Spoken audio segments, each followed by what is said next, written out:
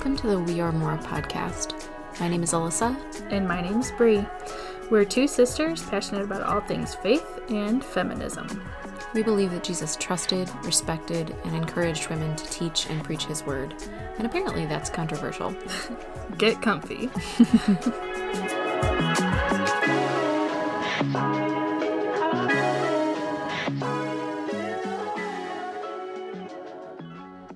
Hello.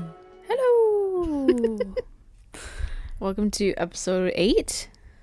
Is it? We've got to Yes. stop making this joke. It's not a joke. I think it is episode 8, but it's part 2. Yes. The continuation. Dreams come true. I was literally about to say that. Submission part 2. Dreams come true. Things get better from here. Unknown. Maybe this part will be less rage. Maybe. I doubt it. Probably not. So last week we talked about the big S. Not Stacy. No. We talked about submission, which is one that we have been ready to kind of get into for a while. Mm-hmm. It's a tough topic. It's tough, and yet it's like the most important thing. It's the most important, and I think it's so misunderstood amongst the Christian community because a lot of people believe in it but don't live it. Right. Well, we've talked about that before with our parents, where they would have preached it. Like, they would have said, yeah, this is what you're supposed to do as a Christian couple, Christian woman. But really, like, we never saw... Our mom was not any sort of submissive wife. Mom was just as much of a leader as Dad was. Right. And I think that is kind of what shaped you and I into who we are today. We're strong, confident ladies. She'll like to hear that.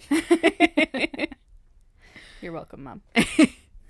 Yeah, I mean, because we saw an example of that. But at the same time, because it was preached to us in our home and at church, like, not just from Mom and Dad. Yeah, for sure. From most of the female influences in our lives. And a lot of the male influences in our lives, too. Yeah. I think, at least for me, that's what shaped how I approached relationships and marriage. In the beginning, anyway, before I kind of started to branch off on my own. Yeah. So last week was a little bit of a downer. Because we just were full of, as Taylor Swift would say, female rage. The musical. She's trying to trademark that. She should. That's pretty good. If she does, though, we might have to cut that part out. Sorry, Taylor. I'm sure she's listening. I'm sure she is. So we talked through a little bit, kind of the main complementarian points, I think. For arguments that submission was pre-fall. Right. So that submission started, like, when God planned out the human race, that he planned it with female submission in the perfect order of things. Right. And really I really think in order for the whole argument of wives should submit to their husbands in everything all the time only works if it did precede the fall. So, again, churchy terms. But if it happened before The first sin entered the world, yeah. So we just kind of went through a lot of the main arguments. We worked through a specific article, but it addressed all of the main things that we've heard, at least, right? Yeah. So today we're going to go from the opposite perspective.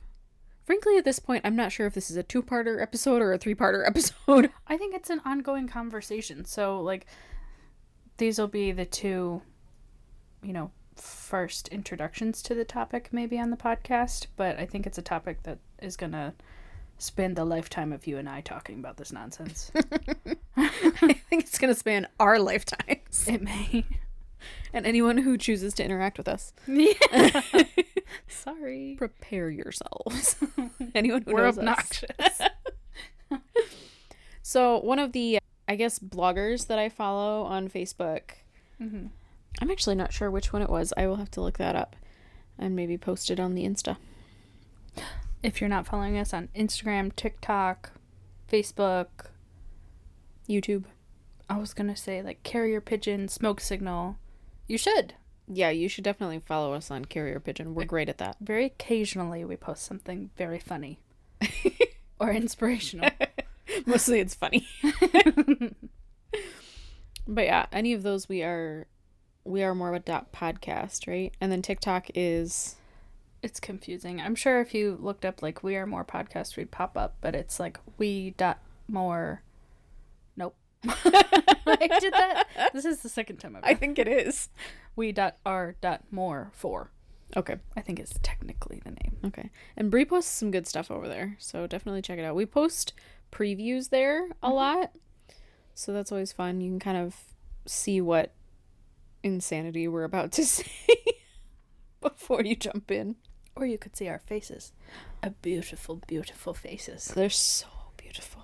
Mostly my face on TikTok. I haven't figured TikTok out yet. I'm a little vain. Yeah, well, we know that. They've been listening. If you haven't been listening, go back and you can see how vain Brie is.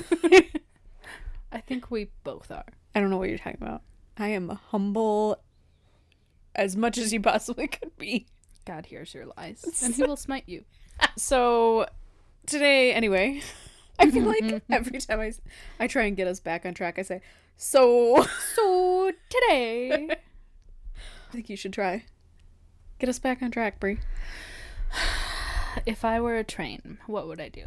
So today, we're going to go over a different article that argues that submission was not God's perfect design for humanity. Right? That women specifically submitting to their husbands wasn't God's perfect plan. Well, there you go. Because I think, when we talk, the word submission is a rough one in general. It just doesn't come across very well.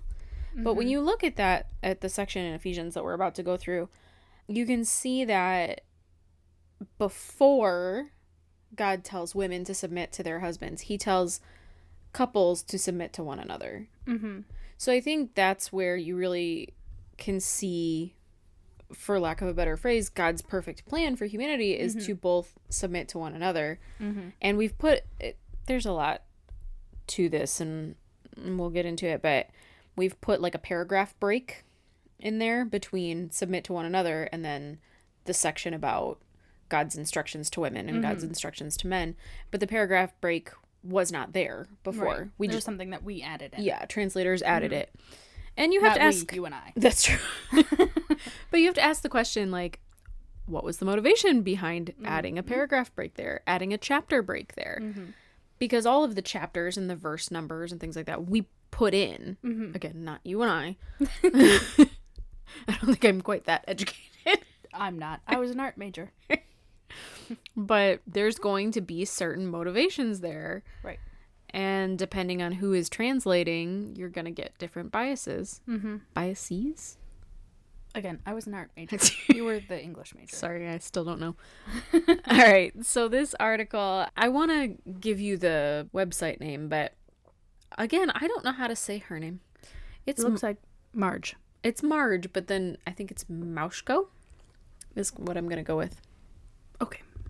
We can link it. The title of it is The Chiastic Structure of Ephesians 5:22 to 23. Or to 33, I'm sorry. About a mouthful. Holy cow. It is quite. But essentially, she is talking about Ephesians 5, which is, I think they call them the household codes. That sounds right. Yeah. Yeah. So it's essentially like Paul, because it wasn't Jesus talking here. It's Paul talking here to the Ephesian church. And he's telling husbands and wives what they should be doing. Now, preface all of that by saying husbands and wives in Roman society. So this is the segment where Paul is telling husbands and wives how they should behave towards one another, what God's plan is for them, and what he wants from them. However, Paul is talking to people in the Roman world, to people in first century Roman societies, which again are very patriarchal. There are actual laws telling women you better do what your husband says, or literal death penalty. Right. So keep that in mind. So I'm going to read the segment here. So this is Ephesians 5:22 through 33. And so this does cut out the part where it says to submit to one another. But it's important to read it like this in the context of her blog. Mm-hmm. Because she's talking about something called chiastic structure, which is super interesting. I had not heard about this before. And again, I was an English major, so maybe I just failed that class. Marge says that Paul in this section is using a common literary device that can be found in the Hebrew Bible and in the New Testament, and that he uses it several times throughout his writing. Think haiku. Yeah.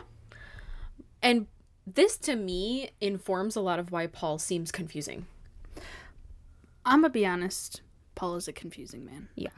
But I think a big part of it is what she's saying here is Paul is writing in a structure that's common for them that day that we're not using now. No. So it's called a chiasm.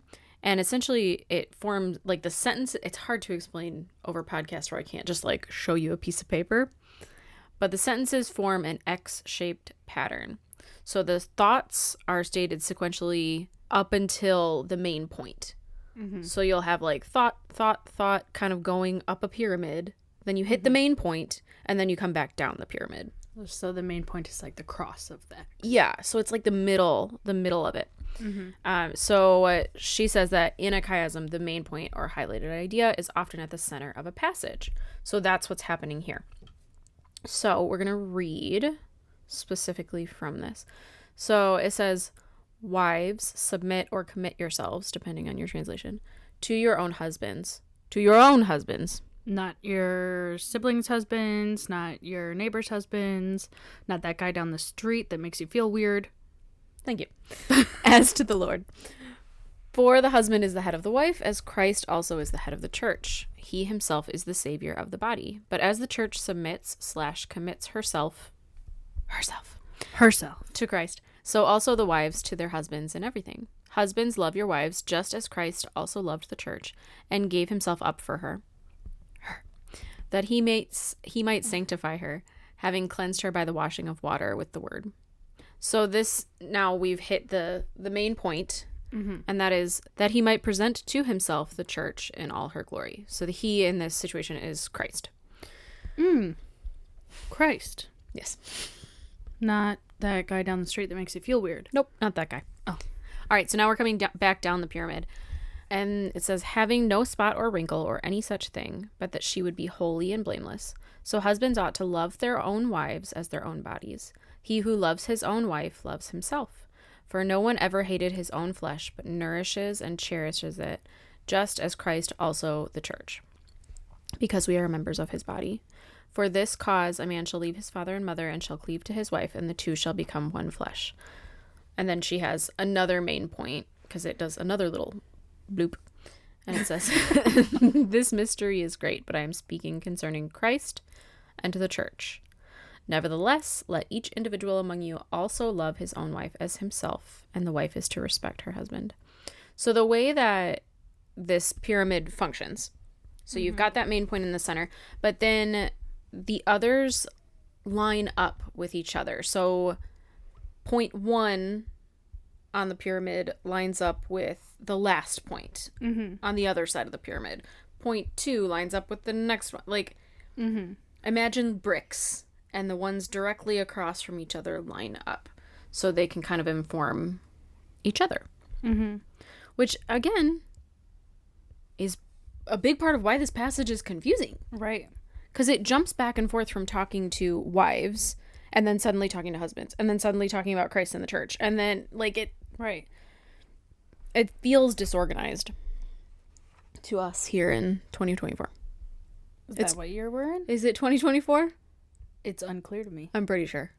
So she says that when you can see the structure of the passage, you can see the points a little bit more clearly. So it, again, informs everything and helps you to understand. So first of all, Christ lowered himself down to our level. Because it says he became human, gave himself up for the church, died on the cross, all the things, right? Now, if this passage is saying to men, do as Christ did, Christ lowered himself. I just want to like pause on that for a minute. Mm-hmm. These people are living in a very patriarchal society. Men have a much, much higher status than women. Mm-hmm. And Christ, who you're supposed to be exemplifying, lowered himself. Mm-hmm. Let's just put a pin in that. Yeah. We'll The come back. God of the creation. He created you, me, that guy down the street. And brought himself down to our level in human form. And we'll circle back to that, but I just want you to like, keep that little thought right there in your head. And think about that in context to, I don't know, certain pastors, certain men in your life. So she says, but even more than that, even more than lowering himself, which, I mean, yes, they were living in a very patriarchal society and men had a higher status, but the chasm between men and women is a lot less than the chasm between Christ and us. So remember that Christ lowered himself a whole bunch more. But beyond that, she says that more than lowering himself, Christ elevates the church. Mm-hmm. So yes, Christ came to where we are. He met us where we are. Even though he had so much more authority, so much more power, so much more, he brought himself to where we are. Mm-hmm. And then from there, he put us up on his shoulders and lifted us up as high as we could go. Oh, I like that visual.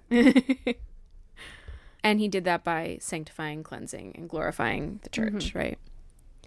So that's what Paul is talking about. Mm-hmm. And Paul is comparing husbands to this story right here. Now, one thing that I've heard, and this is a little bit of an offshoot, but I hear this all the time. These biblical, wonderful men will say, well, I would die for my wife. Christ died for the church. Oh, yes. I would love to dive into this topic. It's the dumbest argument. I was actually thinking, this is one of my shower thoughts this morning. It is so much easier to think like, of course I would die for you. Mm-hmm. That is the easy way out. Oh, yeah. To end it all and be done. Mm-hmm. It is so much harder to live for someone. Right.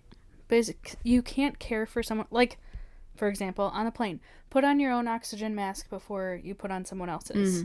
It's a lot harder because you can't care for someone else without caring for yourself and making sure you're okay. Does that make sense? I think we bounced to a different topic for a second there. Oh, well, you can cut that part out. That was my shower thought. But your point is super valid because living for someone is really difficult. Mm-hmm. It's like with my kids.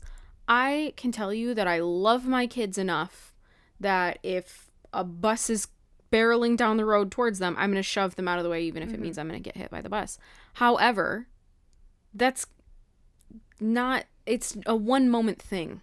Mm-hmm. It's a one moment decision, as opposed to every day when they wake me up at 7:00, not getting frustrated with them and letting them climb in my bed and climb on top of me and say, mama, mama, mama, mama, mama, and living every day with them in mind, with their best interests in mind. Mm-hmm. So I think the point there, and on top of that, what a stupid thing to say. I would die for you. In what scenario are you being asked to die? Alyssa, I would catch a grenade for you. Throw my head on a blade for you. I don't think people are going to know that song anymore. That was from like high school. It's Bruno Mars. Look it up. Don't though, because he's kind of the worst. He is the worst. But it's just, how often are you being asked to jump in front of a bullet for somebody else? No. You're just not. Rarely. And you know that. Mm-hmm. The husbands who are saying, well, I'm fulfilling my calling from God because I'm willing to die for my wife, have simplified it to a level that is blasphemous. I mean, really. Mm-hmm.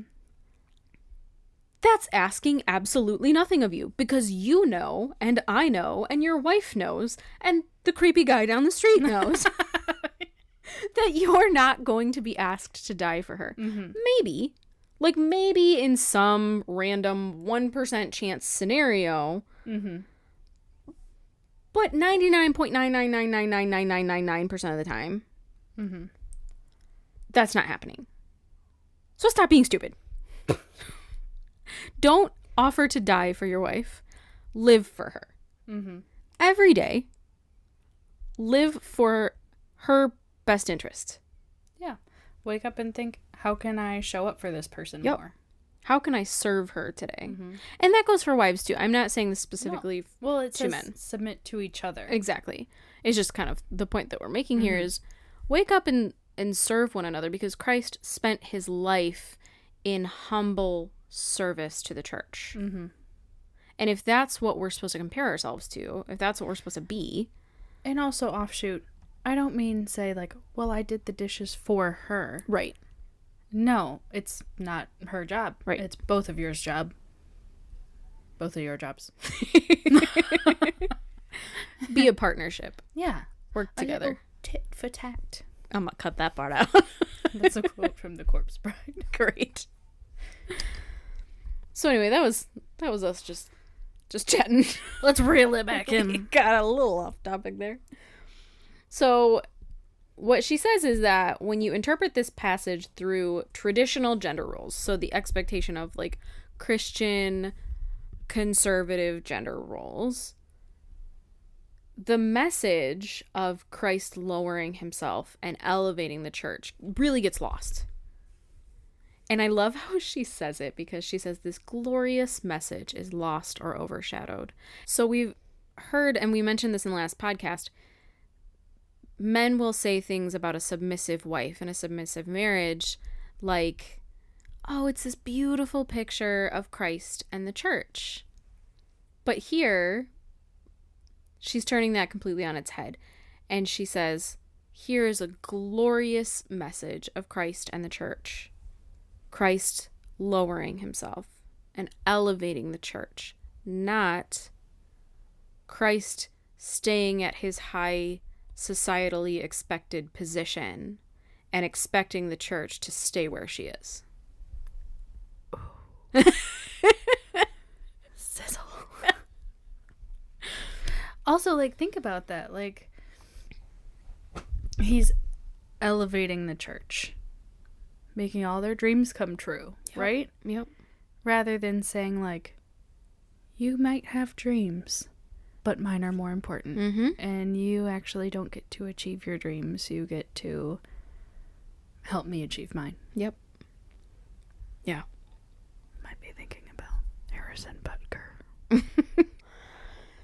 So, I just think that's a beautiful point. I think we've heard that traditional stereotype so many times, and I just absolutely love how she words it. Mm-hmm.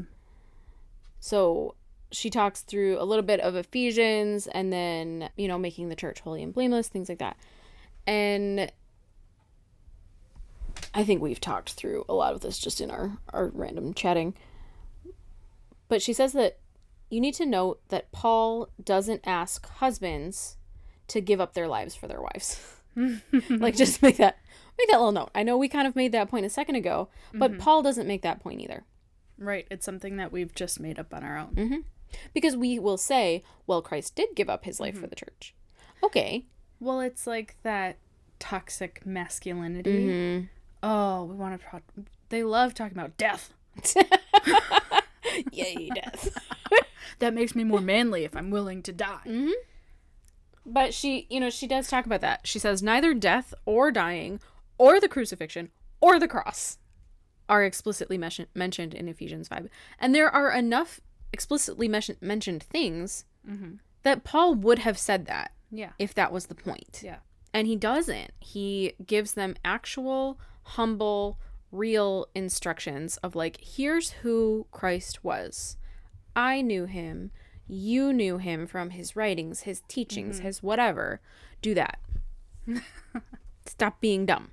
She also quotes Ephesians 5:2, So that's a little bit earlier in the passage, but it's important to read the whole passage. I would encourage you to open up Ephesians, read the whole chapter.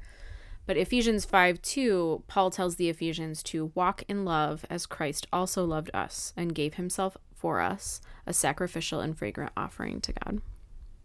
I think that's such an important message, too, because you look at the message of wives submit to your husbands all of the time. Mm-hmm. There's very little love in that. Love never gets mentioned. No.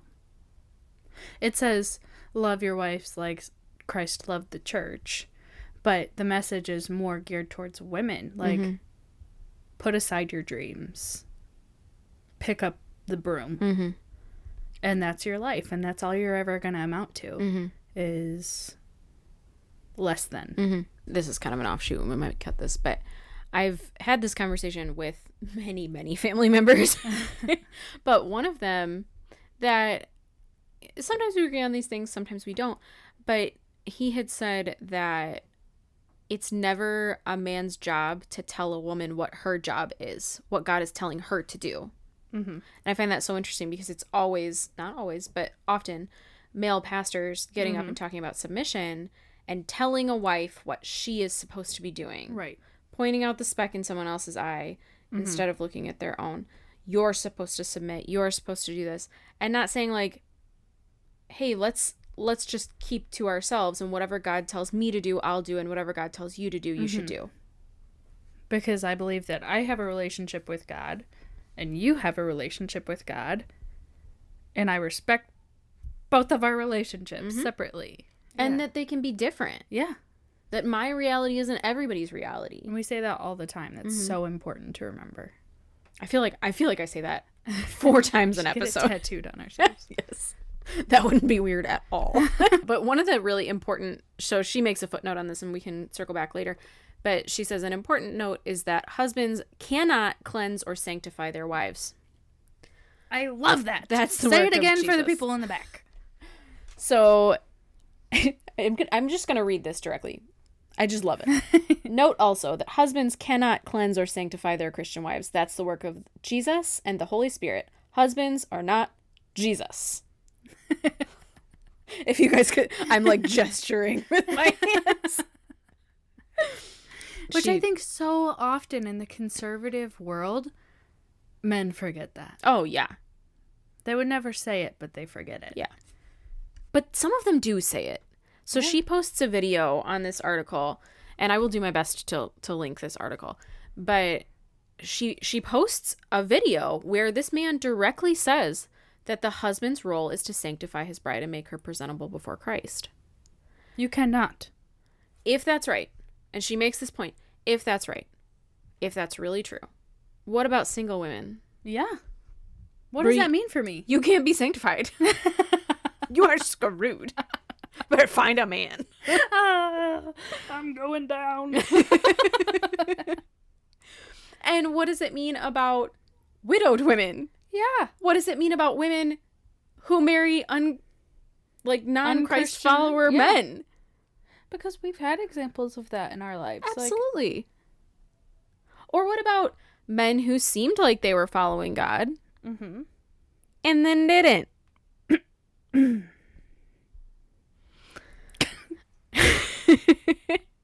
She says that the Bible teaches that Jesus is the Savior and Sanctifier of both men and women. And I mean, you can see that throughout the whole Bible. World. Yeah. Jesus is the Savior of the world.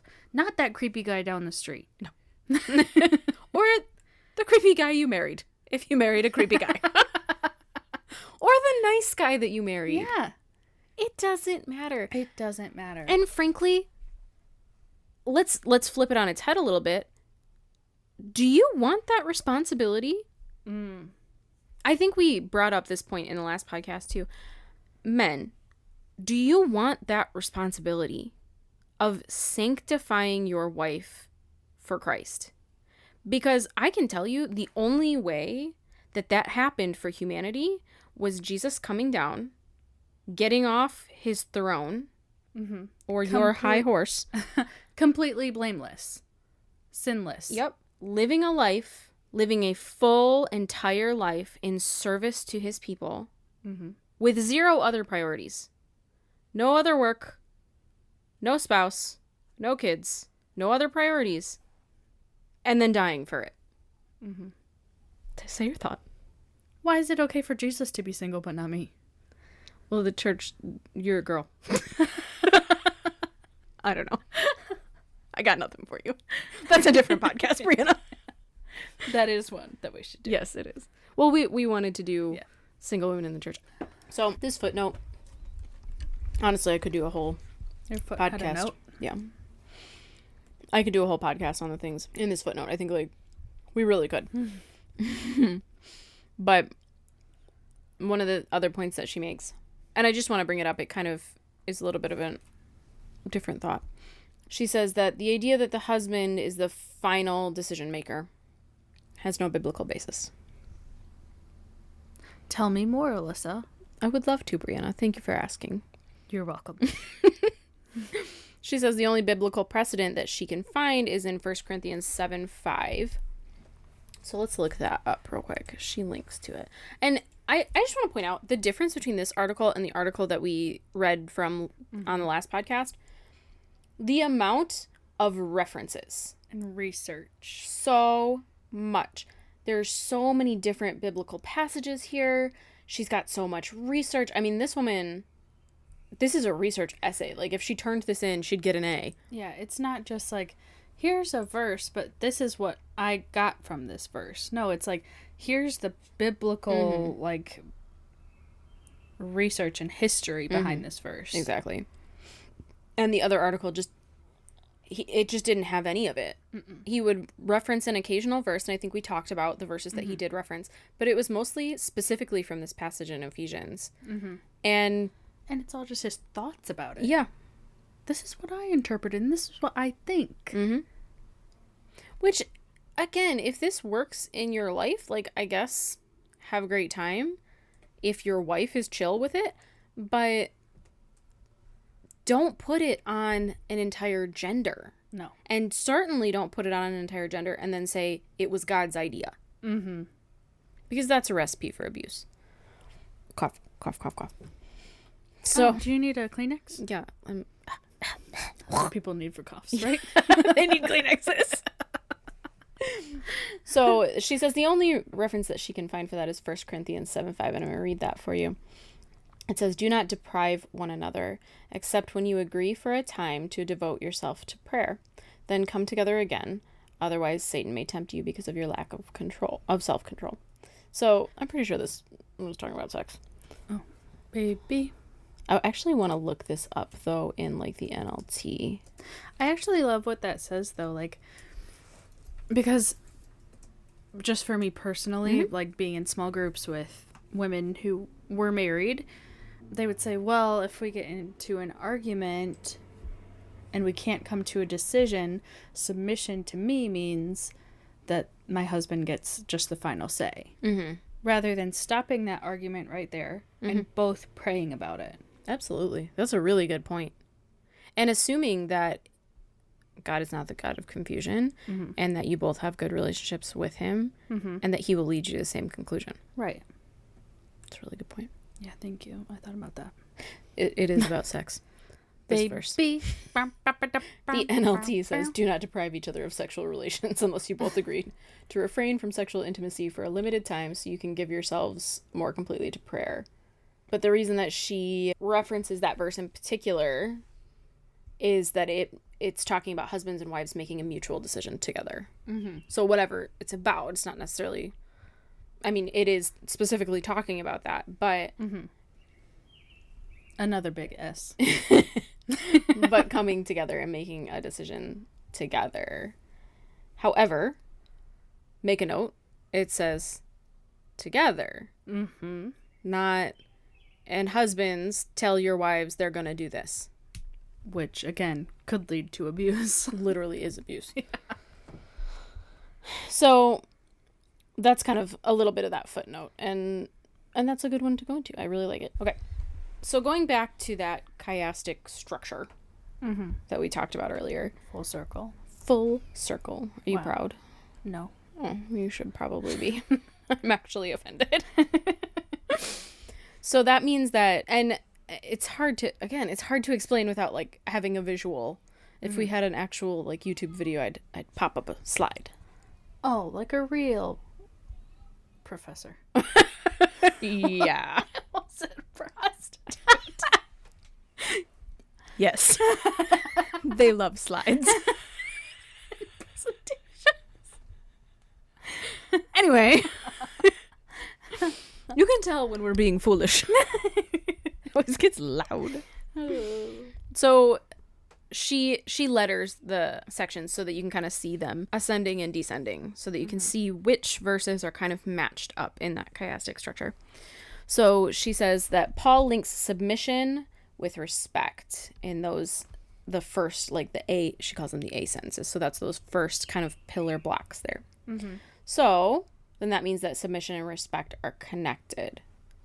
Now, she points out that the word for submit is not always in all of the ancient manuscripts that contain Ephesians 5:22. Tell me more, Alyssa. That's really all. Oh. I know a whole lot about that. But it's just an interesting point that, again, it calls translators into question because they're pulling from all kinds of ancient manuscripts. But also you think like the different translations are all like they all have there's an agenda. They're skewed a little differently. Yeah. Yeah. Like you think KJV, Mm-hmm. ESV, They have an agenda to some degree. And you can look that up and actually prove that. So the King James Version was written because King James needed a Bible that held up the monarch. Just knowing this from history classes and my Bible classes in college, the Bible, there was a study Bible at the time. I think it was the Geneva Bible. I'm not 100% sure. I don't know. That was the most popular choice at the time. And it was very down on, like, Monarchy. Yeah, the government, monarchy, whatever. And so he needed something that was going to religiously tell people that they had to follow him. So he had the KJV commissioned. It's a great way to manipulate people. Absolutely. If Religion you always has been. Tell people that God wants this of you rather than I want this of you, you're going to get a lot more pull that way. And then you can look at the ESV as well, which was written in response to the NIV. I believe. The NIV was written and put a lot of more gender neutral terms because they were translating it that way, because they were looking at the original manuscripts and they're saying, oh, hey, this doesn't mean a masculine term or a feminine term. It means both. So the NIV translators wrote it that way. Yeah. The ESV was written because they looked at the NIV and they said, no, absolutely not. You're taking gender out of the Bible. How dare you? And so they wrote it in a much more extreme male-based way. So you can see that happening all over the place. So that's just kind of what she's saying here is like in a lot of the ancient manuscripts, the word submit is not there. So it's just, that's why when she quotes it up here, she says submit/commit yourselves, because that would be the other translation. I just really wish that in all of this, people would look at each other and say, God created you and God created me in love. So let's just love each other. Let's quit trying to put each other down, trying to argue for who's more in power. It's just really frustrating. Because I don't think that's what Jesus would want. No, but that's even how we structure our whole churches. You've got the pastor up here, and then you've got the elders, and you've got the deacons, and then you've got the volunteers, but only these volunteers are the important volunteers, and then... It's a show. It is, oftentimes. And not only, like, the leaders of the church, but even people who go to church. It's about, like, what car are you driving? What are you wearing to church? How many sports are your kids in? How many kids do you have? You know, are you single? Are you married? Are you with someone? There's just so many ways to judge people. Well, as people, we love to be the most in power, the most influential. And unfortunately, that seeps into our churches, and we don't even I don't want to say we don't realize it. We don't want to admit to it. Mm-hmm. I guess is better. So anyway, so she says that the reason that you'll see submit in pretty much every translation, not every translation, but a lot of them, is because the translators are inferring it from the preceding verse, so 21, where Paul calls for mutual submission among all believers, meaning Christian brothers and sisters, etc. Mm-hmm. And then she says that the entire household code is introduced by a call to mutual submission. Mm-hmm. So submit/commit yourselves to one another out of reverence to Christ. I just want to make it clear, as a single woman, I have no problem submitting to Christ, who died for my sins, who made it heaven available to me. I do not want to replace that submission directly to God, when and if I get married, to a human man. Mm-hmm. I don't. And unfortunately, this is like kind of off topic too, but like I look at the different people that I've dated, and I've dated both Christian men and non-Christian men. And I got more love and respect from the non-Christian people. How sad. Yeah. Because the Christian men that I've dated were interested in power. Mm-hmm. Whereas, like, the non-Christian guy that I dated, he just took my feelings into consideration way more than the Christian men ever have. Well, because, I mean, you would hope, and society at large, particularly from what I've heard in online dating, can definitely be very, like, toxic masculinity stuff going on there. But at the same time, like, the not crappy guys are now being taught, hey, respect women, hey, take their feelings into account, hey, be not Treat a jerk. women like humans. Mm-hmm. But then you contrast that with men in the church who are being taught that they need to be the leader. And dominant. Yeah, they need to take charge. They need to make all the decisions. And if they don't, they are not following God's plan for them. Right. Right. Which is a lot of pressure on them too. Mm-hmm. And even the ones that, and, you know, we talked about people preaching this but not living it, maybe, and this is just totally me in my own head, so no research based at all, but maybe for men in that situation, the reason why they're preaching it is because if they don't, then they feel like they're not fulfilling God's plan for them. Right. Very true. And I think that's an important point to make too, is that we recognize that, like, men struggle with a lot of this stuff too. Mm-hmm. This is not, I mean, the submission one is kind of female based, but dealing with persecution within the church, dealing with manipulation within the church, and the changing of God's word and things like that, this is not specific to women. That would actually be a great idea to have Nathan come on the podcast one time, or your husband come on the podcast. We've said his name before. Because I don't know what men go through. I just know what me as a woman, what I go through. But well, and it's super important to say, I don't understand your experience. I have not been there. Well, even like someone who was listening to our podcast, her and her husband, he was saying, I didn't know women were being taught that. I don't know what the men are being taught either. Exactly. Well, we don't get to go to the men's conference. Yeah. Well, we're not invited. No. We don't get to go golfing and shooting and have strippers on stage, apparently. I was going to say taxidermy. I don't know. What do men do?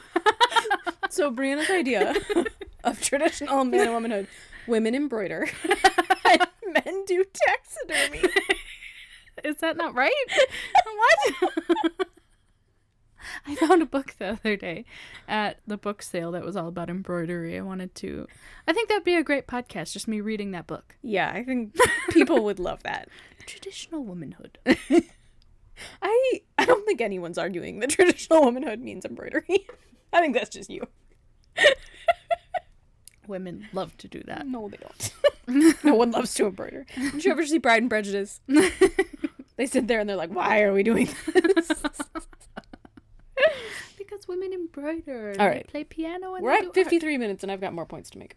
Not All right. bad. So then she says in the B statements, so that next block up on either side, ascending and descending, Paul links the husband is the head of the wife with a verse from Genesis 2. So that's where it says the man shall leave his father and mother, cleave to his wife, etc. etc. etc. And she said that a lot of people, and rightfully so, would read the word head and interpret it as a metaphorical meaning for leader or someone in authority or, the person making the decision, the brains of the operation, right? But in ancient Greek, which of course is where this is coming from, the word head would rarely have meant that, would rarely have meant authority. And she has a whole article on this, and I would really love to do a whole episode on the Greek word is actually kephale, for the Greek word for head. And she talks about this metaphor, but as a very basic explanation, it means unity. Oh. Unity. I've never heard it interpreted that way. Well, it's because we don't hear about it in context. No. And we're not taught to look into the original Greek. Not at all. Or the, original translations at all. However, I would like to point out that our pastors, as a rule, who have been educated in this, have studied the ancient Greek, have studied the ancient Hebrew, and they should know this crap. And they should be able to inform you about it. The fact that the two of us are sitting here being the first ones to tell this to you is a little sad. Like, I'm really glad that we can have this time with you and that you trust us to... You're welcome. to talk about these things and hopefully make you laugh a little bit. But your pastors should be telling you this stuff. It shouldn't just be us. So demand better, I guess is what I'm saying. Demand better. So then she talks about how Paul uses the head body metaphor previously, also in Ephesians 1. Ephesians is a really interesting book. And she says that he uses it when he talks about how amazingly God has endowed the church. So the verses are Ephesians 1, 18 through 19, and then she moves on to verse 23, and it says, the riches of his glorious inheritance in his holy people and his incomparably great power for us who believe. And then we jump to verse 23, because it says, as his body, we the church are the fullness of him, Christ the head, who fills everything in every way. So again, we've got Christ in here. Look, he keeps bringing God in. What? I know. In the Bible? In the Bible. It's shocking. I'm baffled.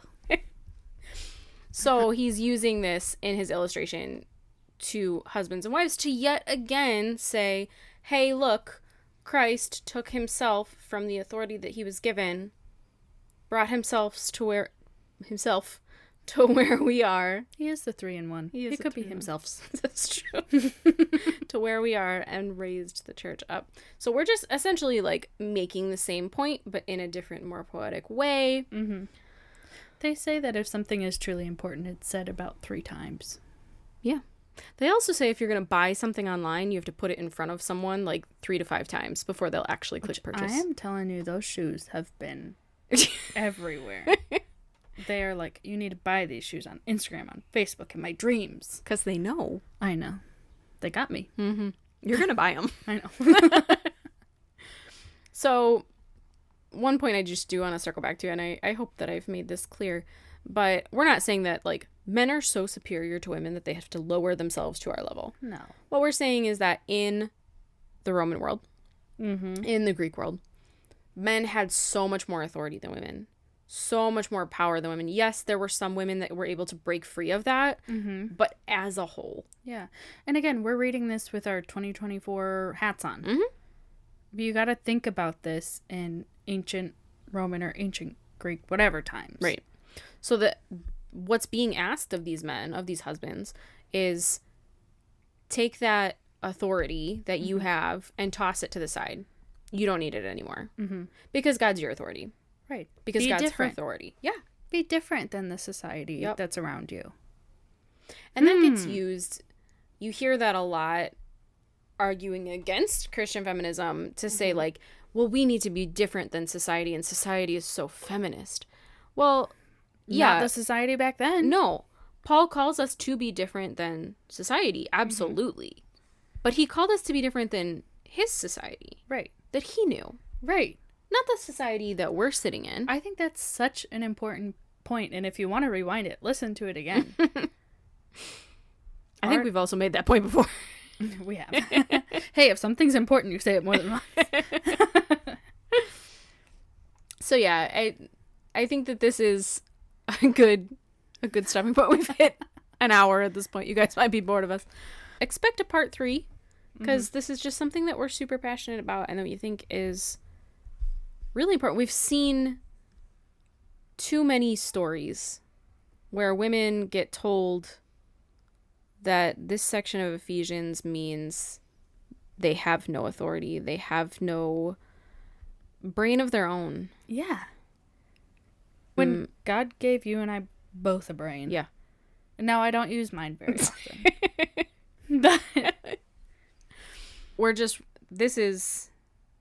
I think this is of critical importance to the future of the church. Yeah. If we don't get this right, I don't know how we stand before God at the end and say, God, look what we did. Or I don't know how I can go on to tell, like, other people, yeah, you should definitely follow this church or follow this religion. So let's try again, guys. As a church, as a community of believers, let's take another pass at what Paul is saying and really think it through. Right. Really dig super deep. Not just, let's do a quick Google search and let's find the highest rated things, because let me tell you, they're bad. They are. But really dig in. Really difficult to find quality research on this topic. And I'm glad that we're able to share this with people. Yeah. So we will see you again in 2 weeks. However, we are super excited. We're going to start doing something a little bit new. Because we need to make this a priority in our lives and in yours. We are your priority. You need to hear our voices more often. We're a great time, okay, guys? So on our off week, so right now we post bi-weekly, and we would love to get to a point where we are posting full episodes weekly, but we both have jobs. And we both have lives. Yeah. So that's just not practical for us right now. So what we are really excited to start doing is on our off weeks, we're going to do a mini episode. And we're going to try and record those more kind of in real time so that we can talk about things that are happening right now. Hot button current events. Absolutely. For example, the Harrison Butker speech. Yes. I'm very passionate about that. We're going to record that, but probably tonight because we got to get ready to go. Yeah. So that'll be a shorter episode. It's just going to be less research based and more just us chatting about what's going on in the world. I think you guys will love it. We love to chat. I don't know what you're talking about. We haven't been talking for an hour. I'm a little sassy, and she's maybe sassier. I don't think so. I just have no filter. You have no filter. That's true. We know. Mom is very upset about it. I know. Okay. So thank you guys so much for listening. Please follow us on our social media accounts at wearemore.podcast or we.r.more4 on TikTok. And we'll see you next week. We love you, and good night.